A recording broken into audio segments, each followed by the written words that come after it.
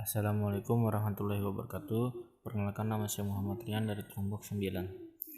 Pertama-tama, marilah kita panjatkan puji serta puji syukur kehadirat Allah Subhanahu wa taala karena berkat rahmat dan hidayahnya kita masih diberikan beribu-ribu nikmat, yakni nikmat iman, Islam dan sehat walafiat. Tak lupa salawat serta salam kita aturkan kepada kehadirat Habibana wa Nabiyana Muhammad sallallahu alaihi wasallam, kepada para sahabatnya, keluarganya, dan kita insyaallah selaku pengikutnya hingga akhir zaman. Puasa landasan kesehatan fisik dan mental. Pendahuluan. Akal sehat terdapat dalam tubuh yang sehat. Untuk memelihara kesehatan tubuh dan membina tubuh yang sehat, body build, Islam mengajarkan umat agar mengkonsumsi makanan, nutrisi, yang halalan toiba, seperti susu dan madu, dan tidak mengkonsumsi makanan yang diharamkan Allah Subhanahu wa taala. Islam mengajarkan etika makan dan menyediakan puasa, siam sebagai bentuk makan. Islam juga mendorong umat untuk memiliki keterampilan dan olahraga, seperti menunggang kuda, renang, memanah, gulat, dan perlombaan dengan segala cabang olahraga yang bermanfaat. Sebaliknya, Islam melarang fitness, rival, dan indolence. Dalam kaitan ini perlu ditegaskan bahwa Islam tidak sekedar menitik beratkan pada aspek material dan pembinaan tubuh semata, tetapi juga mempertimbangkan sesuatu yang berpengaruh terhadap akhlak, jiwa, kepribadian, dan perilaku. A. Makanan halal dan makanan haram. Prinsip dasar Islam mengenai makanan ini adalah menghalalkan semua jenis makanan yang mempunyai faedah dan tidak membahayakan bagi kesehatan jasmani manusia, sebagai firman Allah SWT, yang artinya, mereka menanyakan kepadamu, apakah yang dihalalkan bagi mereka? Katakanlah, dihalalkan bagimu yang baik-baik dan buruan yang ditangkap oleh binatang buas yang telah kamu ajar dengan melatihnya untuk berburu. Kamu mengajarkan menurut apa yang telah diajarkan Allah SWT kepadamu. Maka, makanlah dari apa yang ditangkapnya untukmu, dan sebutlah nama Allah atas binatang buas itu waktu melepasnya, dan bertakwalah kepada Allah, sesungguhnya Allah amat cepat hisabnya. Quran Surat Al-Maidah ayat 4. Makanan yang diharamkan oleh agama Islam bukan berarti makanan tersebut diharamkan juga di agama lain, seperti agama Buddha yang mengajarkan bagi pemeluknya bahwa makan daging hukumnya haram secara mutlak. Agama Hindu mengharamkan daging sapi, karena dalam agama Hindu, sapi merupakan binatang yang dikeramatkan, bahkan mempunyai kedudukan yang setara dengan Tuhan. Sedangkan agama Kristen memerintahkan untuk berpuasa, menghindari makan daging hewan dan apa yang keluar darinya, seperti telur, susu, dan keju, selama 40-90 hari setiap tahunnya. Berbeda dengan agama Buddha yang mengajarkan untuk makan hanya dari tumbuh-tumbuhan atau nabati, agama Hindu yang mengharamkan sapi, dan Kristiani yang cenderung vegetarian, Islam justru melarang kelompok manusia vegetarian yang hanya makan dari jenis tumbuh-tumbuhan atau nabati. Dari sisi medis, daging merupakan jenis makanan yang mengandung protein dan lemak sangat tinggi, yakni zat-zat yang sangat dibutuhkan untuk membentuk jaringan sel-sel jasmani dan menumbuhkan kekuatan. Tumbuh-tumbuhan juga mengandung zat-zat ini, tetapi untuk mencapai zat yang cukup bagi pertumbuhan jasmani dan kekuatannya, hanya dari makanan jenis nabati membutuhkan kerja alat pencernaan lebih kuat lagi. Di samping itu, protein nabati tidak mengeluarkan semua zat asam yang dibutuhkan untuk membentuk sel-sel tubuh. Karena itu, Allah Subhanahu wa taala mempertanyakan sekelompok orang yang berusaha berpantang daging dan mengharamkan sesuatu yang dihalalkan Allah. Allah berfirman, "Katakanlah, siapakah yang mengharamkan perhiasan dari Allah yang telah dikeluarkannya untuk hambanya? Dan siapa pulakah yang mengharamkan rezeki yang baik? Katakanlah, kehidupan di dunia khusus untuk mereka saja di hari kiamat." Quran Surat Al-A'raf ayat 32. Islam memberikan catatan hukum mengenai jenis daging hewan darat, sebagaimana diisyaratkan dalam firman Allah Subhanahu wa taala. Diharamkan bagimu memakan bangkai, daging, dan daging babi, daging hewan yang disembelih atas nama selain Allah, yang tercekik, yang dipukul, yang jatuh, yang diterkam binatang buas, kecuali yang sempat kamu sembelih. Quran Surat Al-Maidah ayat 3. 1. Diharamkannya bangkai. Secara ilmiah, hewan mati karena dua kemungkinan, karena usia yang menua atau karena sakit. Jika hewan mati karena sakit, maka memakan dagingnya akan dihadapkan pada penyakit menular melalui perpindahan bakteri secara langsung.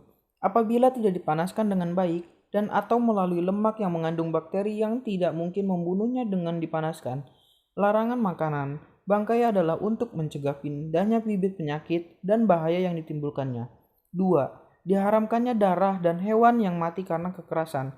Fungsi darah membawa sisa-sisa makanan yang membahayakan tubuh dan usus, yang keluar sebagai kencing, keringat, dan berak, sehingga makhluk hidup bersih daripadanya. Apabila binatang itu sakit, bakteri-bakteri itu akan berkembang biak di dalam darahnya, atau darah yang berfungsi sebagai perantara yang memindahkan bakteri dari satu organ ke organ yang lain. Oleh karena itu, Islam mewajibkan penyembelihan secara syar'i yang akan memelihara darah binatang itu setelah disembelih. Islam mengharamkan daging hewan yang dimatikan dengan cara dicekik, dipukul, dibanting, ditanduk, dan diterkam binatang buas. Diharamkannya babi.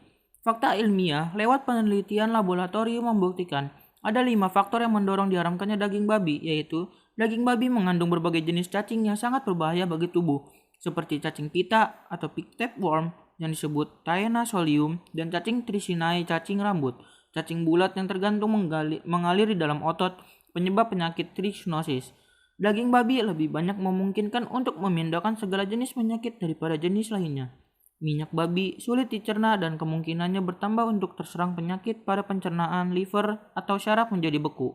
Influenza yang ganas, sains modern menjelaskan bahwa babi berfungsi sebagai pembawa atau penyimpan bakteri ketika influenza mewabah di tengah-tengah petani dan peternak babi, disebut avian influenza.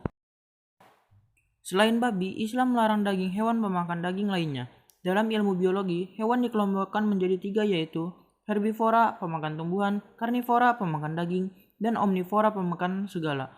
Herbivora umumnya jinak dan dapat diternak, seperti onta, sapi, kambing, kerbau, kelinci, dan kijang. Sebaliknya, karnivora mempunyai taring seperti serigala, singa, pelanduk, dan anjing, atau memiliki kuku tajam seperti elang, gagak, dan lain sebagainya.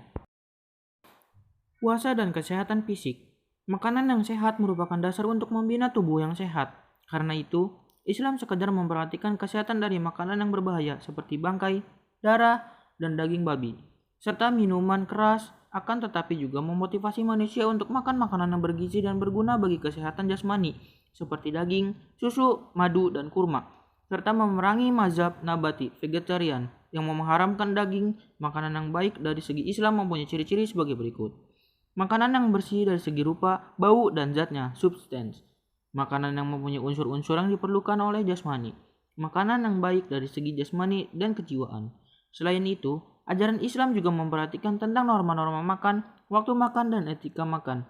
Etika makan dalam Islam antara lain mencuci tangan atau berwudu sebelum dan sesudah makan, makan dengan tangan kanan, sedangkan tangan kiri digunakan untuk hal lain seperti istinja atau cebok, atau memakai sendal, meraih dan mengunyah makanan dengan baik, tidak tergesa-gesa, dan tidak memasukkan suapan kecuali setelah menelan sehingga bakteri dan lalat tidak jatuh ke dalamnya. Secara normatif, Islam mengajarkan agar umat muslimin tidak terlalu berlebihan dalam makan, tidak rakus sampai kekenyangan yang menyebabkan usus tersiksa, mengganggu pencernaan, menjadikan proses pencernaan begitu sulit, membuat makanan dalam perut cepat masam, kadang-kadang menimbulkan luka, infeksi pada usus besar, dan usus 12. Karena itu, umat muslimin dianjurkan untuk meninggalkan hidangan sebelum terasa kenyang, sebagaimana keterangan berikut. Makan dan minumlah, tetapi jangan berlebihan. Sesungguhnya Allah Subhanahu wa Ta'ala tidak menyukai orang-orang yang berlebihan. Quran Surat Al-A'raf ayat 31. Kami adalah suatu kaum yang tidak makan melainkan setelah lapar, dan jika makan tidak sampai kenyang.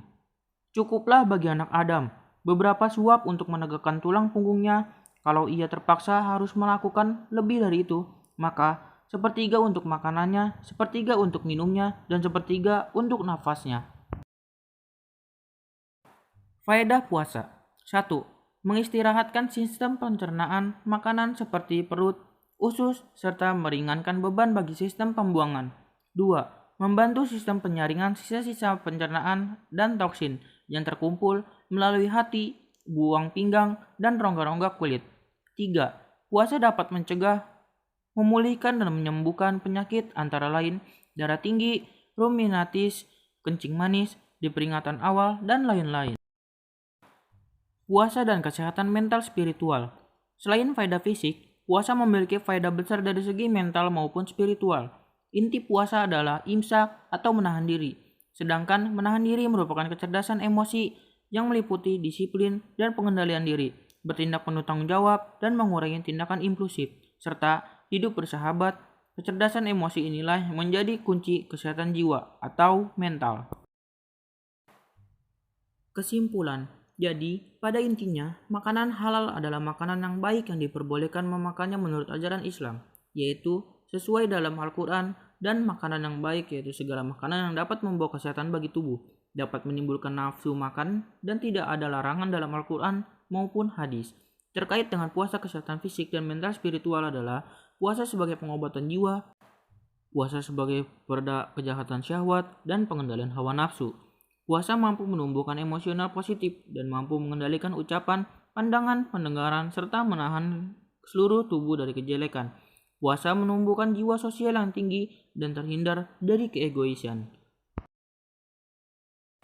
Terakhir saya ucapkan terima kasih, dan apabila ada kesalahan kata, mohon dimaafkan. Wassalamualaikum warahmatullahi wabarakatuh.